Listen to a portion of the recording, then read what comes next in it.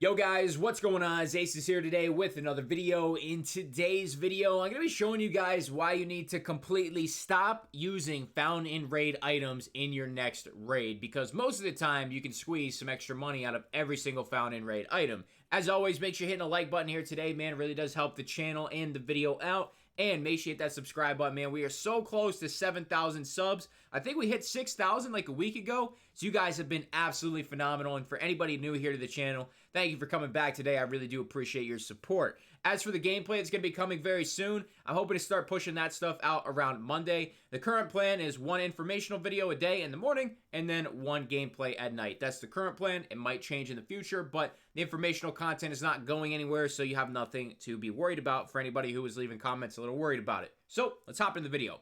Guys, I have two attachments here. I have an RK3 and I have a recoil pad. Both found in raid. And both these items, if you didn't know, you can actually purchase from traders if you have the higher loyalty or whatever the quest requirement may be if you find a different item with these parameters. So, guys, we have this RPK right here. You know, maybe you want to use this in raid and you have this RK3. The ergo is a little bit better than the AK-12 pistol grip. You throw it on. You know, you're ready to go into raid. But, guys, you could make an extra 5 to 10K, and if you're in prime time, maybe even more than that on this RK3. So what do I mean? Well, let's get this back in our inventory. We have this RK3 here.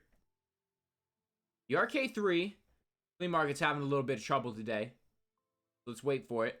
All right, so we have our RK3s right here. Let's do a refresh just in case there's any undercuts. All right, there was a couple. So what we're going to do is we're going to list this RK3 a bit cheap just so people can, you know, see it's a better price and they'll jump on it a little bit quicker. So I think right here is good. And we'll be looking at about 17,000 rubles once this does sell after fee. All right, so our RK3 just sold. Now what we're going to do is go ahead and pick up another RK3 right off the market. And essentially what you've just done is made like 8,000 rubles, 7,000 rubles, somewhere in those lines. So, you know, whether your flea market fees are lower or higher, you're going to have to do everything accordingly. But essentially, we got the same item back in our inventory in just a couple of clicks and we made 8,000 rubles. It's literally that simple. The same applies for the recoil pad that we had down here, and it really does apply for every single item that you can buy from a trader. Now, not every item in the game this is going to work for, but once you start to learn the items that sell well, it's pretty easy.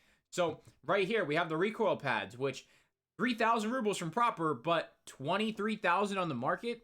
All right, so let's undercut a bit. Just in case, because I'm seeing these red flags here. You know, these listings have been out here for a little bit, so I'm not sure what's up with that. We'll list extra low, just in case, you know, there's a big price variation. So, at the end of the day, once again, about 17,000 rubles here. And the undercutting resumes. So, you know, I tried to account for it, and I still got undercut right away.